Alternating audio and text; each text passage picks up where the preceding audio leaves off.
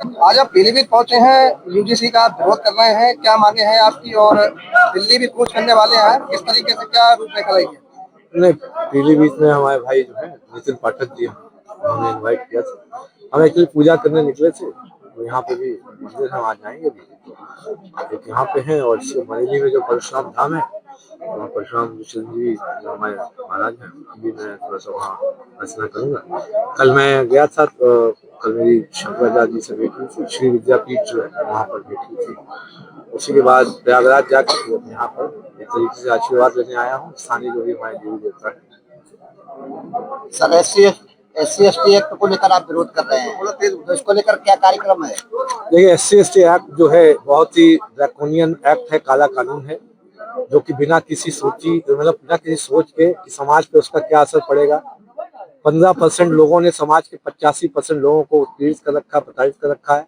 सामान्य वर्ग के ब्राह्मण, क्षत्रिय, भूमिहार, कायस्थ, वैश्य और आपके ओबीसी वर्ग के लोधी, राजपूत, यादव बंधु, आपके पटेल, छत्ती कुर्मी, आपके रस्तोगी, सैनी, जाट, गुजर, इन सभी वर्गों को SC ST एक्ट के तहत एक तरफा कार्रवाई और कोई सुनवाई नहीं। इस पर माननीय सुप्रीम कोर्ट ने भी इस एक्ट की जो धाराएं थी, विवादित धाराएं थी, उन पर रोक लगा दी थी।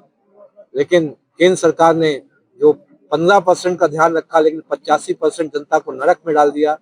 और एक धारा 18A SC ST एक्ट में जो अधिनियम है 1989 का, उसमें डाल दी और पूरे समाज को पता, और उसमें और सशक्त कर दिया और उस धारा का और मिसयूज कर सकते हैं। मतलब आपको 85% लोगों का कोई ख्याल नहीं है, उनके परिवार तबाह करने में कोई ख्याल नहीं है, सनातन के लोगों का कोई ख्याल नहीं है। आप छद्म सनातन है, छद्म ये सनातन ये है, हम लोग 85% लोग सनातनी हैं, उनका कोई ख्याल नहीं है। आपने उनको, उनके परिवार वालों के कितने लाखों करोड़ों जो माँ बेटी हैं, बहन हैं, भाई बंधु हैं, पिता हैं, जब SC ST एक्ट जिस पे लगता है बिना किसी सुनवाई के सीधे जेल है, उसके बाद उसका उत्पीड़न है। तहरीर के आधार पर यदि कोई अच्छा अधिकारी मिल गया तो हो सकता है FIR न दर्ज हो, लेकिन उससे आउट ऑफ द कोर्ट या आउट ऑफ द थाना उसका सेटलमेंट होता है, 1 लाख, 1.5 लाख, 2 लाख, 50,000 जैसी जिसकी क्षमता वसूली होती है। FIR दर्ज हो गई तो हाई कोर्ट से जमानत लो, उसके बाद जो केस ट्रायल होता है उसमें 2, 4, 5 लाख जितना वसूल पाए। पूरा सामाजिक ताना जो है जनरल और OBC का छत विछत कर रखा है। और इसमें केंद्र सरकार का बहुत योगदान है। इसमें जो मंत्री, हम हमारे प्रधानमंत्री मोदी जी हैं और जो गृह मंत्री अमित शाह, इन दोनों ने एक तरीके से पूरे देश को बेचने में लगे हुए हैं। इनको इसलिए ये ऐसा कर पाते हैं, लोगों से मतलब नहीं है। सिर्फ कोई राज्य अगर उनके अंडर में है तो 3 एजेंसी ED, CBI और इनकम टैक्स के माध्यम से उस बजट का कितना पैसा ये लूट ले जा सकते हैं, उस पर फोकस है। नहीं तो ड्रैकोनियन एक्ट जो आपका इतना बड़ा जो एक्ट आया था, अभी रेगुलेशन आई है 2026 UGC 2026, जो 13 जनवरी 2026 को भारत सरकार के गजट में प्रकाशित हुई है। पूरी जनता रो रही, तड़प रही है। एक आदमी ने रिजाइन भी कर दिया, उसके बाद भी इन जितने भी हमारे, हम तो सिर्फ ब्राह्मण, क्योंकि मैं ब्राह्मण हूँ, मैं दूसरे जाति से क्यों पूछूंगा। ये ब्राह्मण जाति के नक्कारे MP MLA बैठे रहे। आप ही के पार्टी के जनप्रतिनिधि जो अब रिटायर हो चुके हैं, एक तरीके से उन्होंने बोला कि ये रेगुलेशन असंवैधानिक है। इन नक्कारों से उसके बावजूद भी आज तक एक आदमी का स्टेटमेंट नहीं आया। इतने नक्कारे जो बेशर्म हया खो चुके हैं, रीढ़ की हड्डी नहीं है जिनमें। आप केंद्र सरकार का विरोध कर रहे हैं, बटुक ब्राह्मण को पीटा गया है, उसकी चोटी पकड़ के अपमान किया गया है, तो योगी सरकार में ये हुआ है। तो योगी सरकार में हुआ है तो ये बताओ, बटुक ब्राह्मण की चोटी खींची गई, एक आदमी ने रिजाइन करने पे पूछा है ना। वो अपने कहाँ है जो ब्राह्मण सजाती MP MLA, उनकी जिम्मेदारी थी। सरकार बाद में आती है, पहले तुम थे जनता के लिए, तुमने क्या किया? तुम नक्कारे के बैठे, तुम्हारे समाज की बेटे बहु बेटियों की इज्जत लुटती रहेगी बगल के कमरे में। क्या एक अधिकारी डिजाइन करेगा तब बोलोगे? ये खुद से बोलना पड़ेगा। सरकार का दोष है कि तुम्हारा दोष है? UGC का विरोध कर रहे हैं, ऐसे कानून 302 भी है और चोरी का भी है, तो क्या लगता है उसका भी विरोध चाहिए? आप ये बताइए, UGC रेगुलेशन 2026 में जाति आधारित भेदभाव में आपने मान लिया कि जो सामान्य वर्ग का व्यक्ति है स्वघोषित अपराधी है। ऐसा BNS या BNS में नहीं होता है कि मान लिया जाता है कि मर्डर करेगा और सामान्य वर्ग का ही करेगा या कोई एक किसी दूसरे वर्ग का करेगा। इसमें मान लिया है आपने इसलिए ये ड्रैकोनियन लॉ है जो आपका सिविल वॉर, ब्राह्मण, क्षत्रिय, वैश्य, इधर जो एलआर, आपके ठाकुर, इसके साथ आपके जो पटेल, क्षत्रिय, कुर्मी, यादव, सब 3-4 साल में आपस में लड़ मर रहे हो, क्योंकि आपने पूरा सामाजिक ताने को छत विछत कर दिया, सिर्फ इसलिए या तो राज्य सरकार का चुनाव प्रभावित कर दो या किसी तरीके से जो यहाँ की मशीनरी है उसको कंट्रोल करो।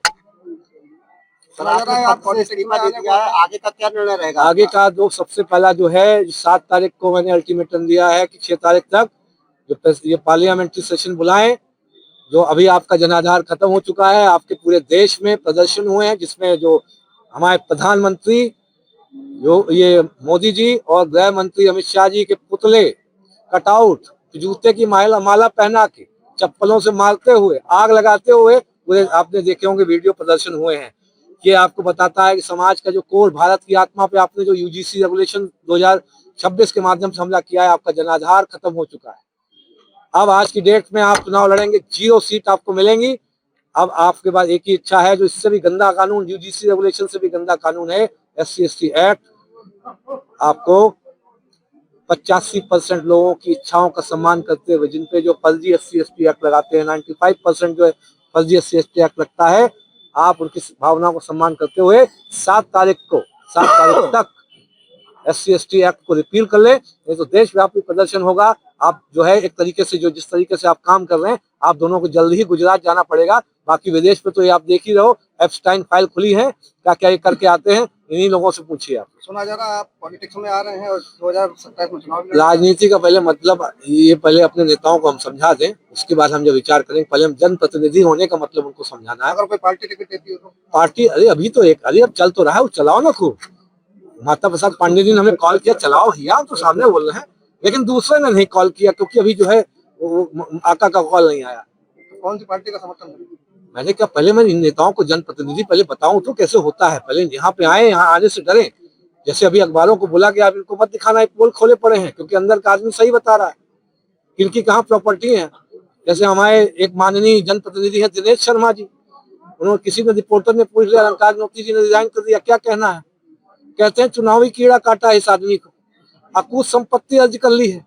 तो इनसे जरा आप लोग पूछिए, आपने 4 बार चुनावी कीड़ा काटा, पहले 2 बार मेयर बने, 1 बार राज्यसभा में हैं, 1 बार डिप्टी CM बने, कितनी अकूत संपत्ति अर्जित कर ली? कहीं दुबई में पूछ लीजिएगा, प्रॉपर्टी अपॉर्चुनिटी पूछ लीजिएगा, हम बता रहे हैं, बड़े विवेक से बता रहे हैं। उनसे ऐसे पूछिएगा कहीं दुबई में आपकी प्रॉपर्टी तो नहीं है, देखिएगा क्या चेहरे में कुछ शिकन आती है। हमारा इंटेलिजेंस जो है भाई, हम लोग हर जगह हैं, ऑफिसर्स हैं, IIT पास आउट हूँ, मेरे बैच के कहाँ कहाँ के लोग हैं, मेरे सिविल सर्वेंट कहाँ कहाँ के लोग हैं, मेरा मिलिट्री इंटेलिजेंस कहाँ कहाँ है।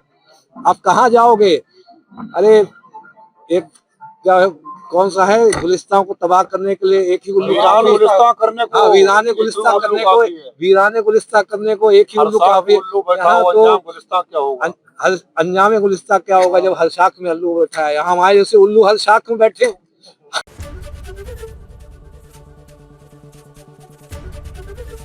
ABP गंगा, खबर आपकी, जुबान आपकी।